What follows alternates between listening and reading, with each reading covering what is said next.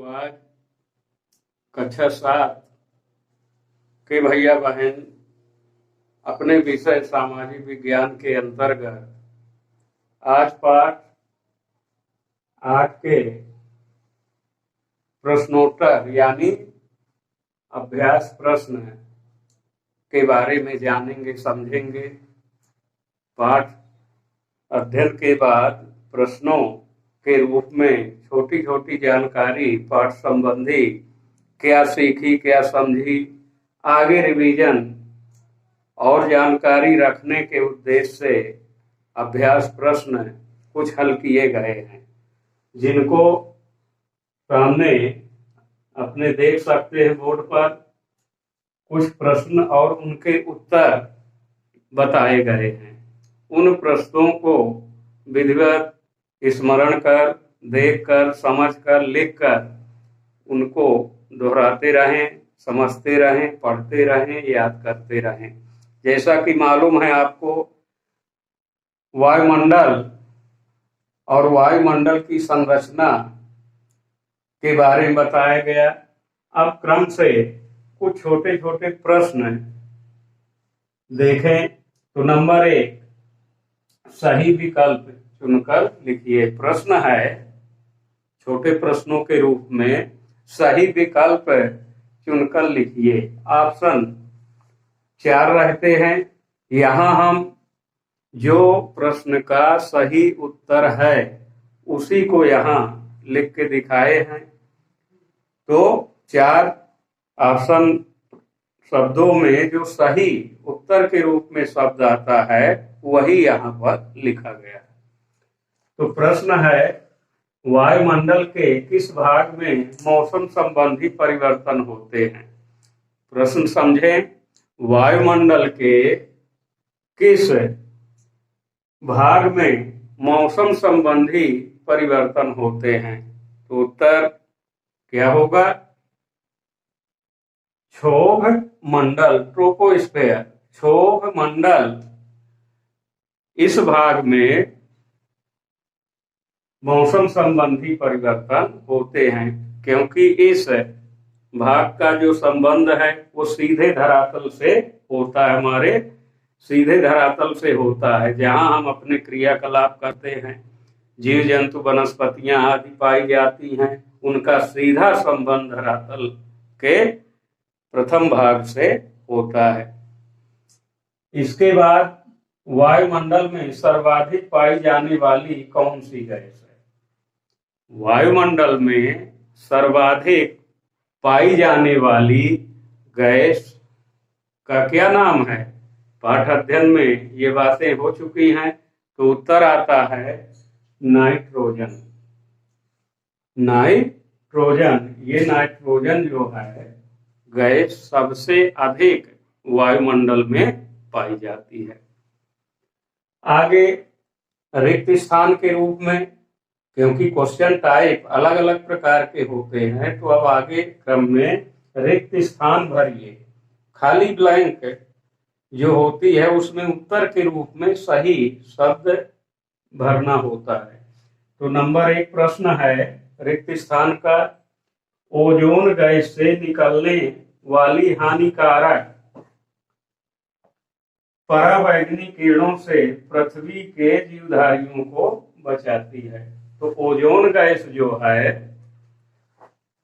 हानिकारक पराबैंगनी जो किरणें निकलती हैं सूर्य की किरणों से, तो ओजोन परत जो है रक्षा करती है, बचाती है। इसी क्रम में आगे मनुष्य के लिए जीवनदायिनी गैस क्या है? तो मनुष्य के लिए जीवनदायिनी गैस ऑक्सीजन है। भली बात जानते हैं, परिचित हैं।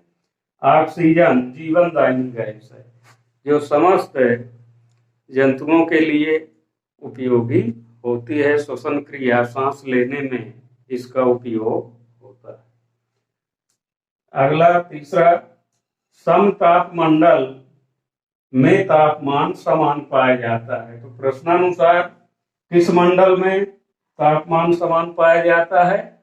समतापमंडल। तो समतापमंडल जो वायुमंडल की संरचना का, वायुमंडल के भागों का दूसरा भाग है समताप मंडल। यहाँ पर तापमान जो है सामान्य पाया जाता है, यानी समान रूप से पाया जाता है। फिर आगे विद्युत कण। विद्युत कण ऊष्मा मंडल में पाए जाते हैं।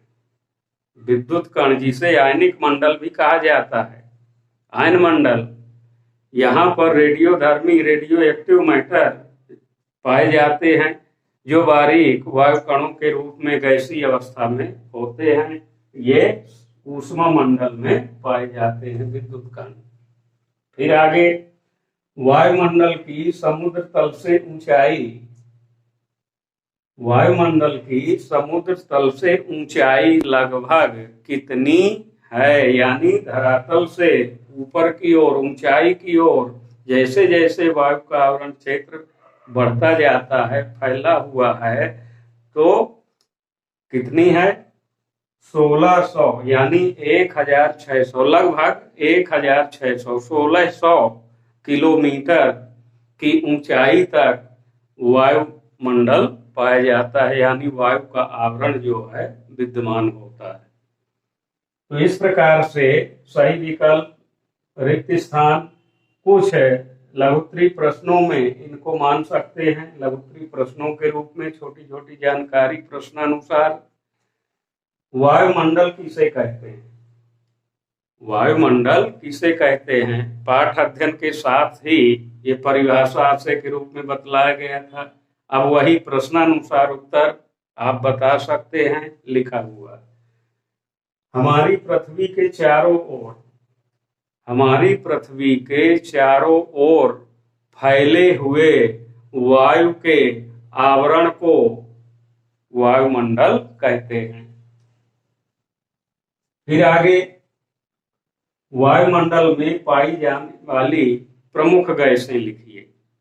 वायुमंडल में पाई जाने वाली प्रमुख गैसों के नाम लिखिए। गैसें तो कई प्रकार की हैं, वायु जो है गैसों का मिश्रण है। उनमें से किस गैस की प्रधानता यानी स्तर, मात्रा कितनी है? तो प्रमुख गैसों में नाइट्रोजन 78%, ऑक्सीजन 21%, 21%, और कार्बन डाइऑक्साइड, आर्गन जैसी अन्य और तमाम गैसें होती हैं, जिनकी मात्रा लगभग वायुमंडल में 1% के अंतर्गत आती है। तो इस प्रकार से ये प्रमुख और अन्य गैसों के रूप में स्तर मात्रा के अनुसार जो वायुमंडल में इनका विस्तार है या मात्रा है, ये प्रश्नानुसार बात आती है। अब आगे, वायुमंडल की संरचना कितने भागों में है? माने सतह से, धरातल से समुद्र तल की ऊंचाई के मापदंड से जो धरातल की ऊंचाई ली जाती है, उससे ऊपर की ओर वायुमंडल में जैसे जैसे ऊंचाई बढ़ती जाती है, तो अलग अलग भागों में, यानी वायुमंडल की परतों या संरचना भागों के रूप में कुल 5 भागों में वायुमंडल की संरचना को वायुमंडल की परतों के रूप में 5 भागों में बांटा गया है। तो इस प्रकार से वायुमंडल के बारे में अपने पाठ्यक्रम विषय वस्तु के अनुसार वायुमंडल के बारे में पढ़ा गया, जाना गया, समझा गया। उससे संबंधित कुछ प्रश्न बताए गए। इन्हें आप याद करते रहें, समझते रहें, दोहराते रहें और अपने ज्ञान को, मेमोरी को, याददाश्त को लगातार अपने पास रखें। यही हमारी अपेक्षा होती है कि पाठ अध्ययन के बाद विद्यार्थी जो हैं सही ढंग से अपनी जानकारी अपने पास रख सकें।